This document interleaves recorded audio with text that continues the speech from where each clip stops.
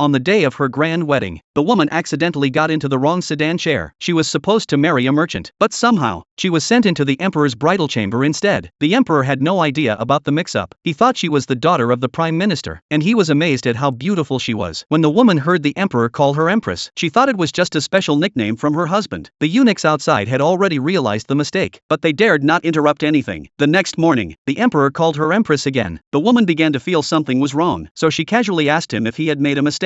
The emperor thought she was just joking. At that moment, a eunuch came in, announcing that the prime minister had something to report. When the emperor left, the palace maids came in to groom and dress the woman. It was then that she began to sense something was amiss. After all, her husband was a poor merchant. How could he afford so many servants? Once adorned with jewelry and dressed in fine clothes, her father-in-law brought in some more jewels, saying they were gifts from the emperor. Seeing how everyone treated her with such respect, the woman thought back to her own mother, who had a low status, and spent every day washing the feet of the second concubine's daughter. Now, she was treated with such reverence. She realized she had unknowingly married the wrong man. At the same time, a eunuch rushed in with urgent news. The prime minister had something to report to the emperor, and mentioned his daughter was still waiting for the emperor at the prime minister's residence. The emperor was stunned and finally realized that the woman from last night was not his wife. However, the emperor didn't want to abandon her, and declared that she would be his empress. He immediately annulled his engagement to the prime minister's daughter. In a panic, the woman knelt before the emperor, and explained the truth, begging him to spare her family. The emperor, moved by her sincerity, told her to stand up, and firmly reassured her that she was now the empress. Her position was unshakable. Hearing these words, the woman, who had never felt love before, couldn't hold back her tears of happiness. 6 years passed. The woman never left the palace, and gave birth to a little prince for the emperor. The emperor doted on her and had never taken a concubine. One day, the emperor told the woman that he was going on a secret trip, and would pass by her hometown, giving her a chance to visit. The woman remembered how, when she got married, her mother hadn't even had the right to see her. Though she had sent letters and silver to her family over the years, she still worried that her mother had been mistreated, and since it was her father's 50th birthday, she decided to return home. Soon, her father's 50th birthday arrived. The second concubine was still boasting about her two daughters' good marriages. She proudly mentioned that both of her sons-in-law would bring big gifts for the celebration. Her father, too, was very proud, because her second son-in-law was the county mayor, and the third was the richest man in town. It was the family's greatest glory. Just then, a letter arrived from the empress. The second concubine grabbed it immediately, and mocked the woman for marrying a poor man, bringing shame to the family. She was about to burn the letter, but fortunately, the empress's mother arrived just in time. Though she was kicked by the second concubine, she managed to snatch the letter back. At that moment, a servant came running in with news that the two daughters had returned. Hearing this, the father and the second concubine were overjoyed. They immediately rushed out to greet their two good sons-in-law. But just then, the empress and the little prince arrived at the door. Because the emperor was traveling in disguise, they had dressed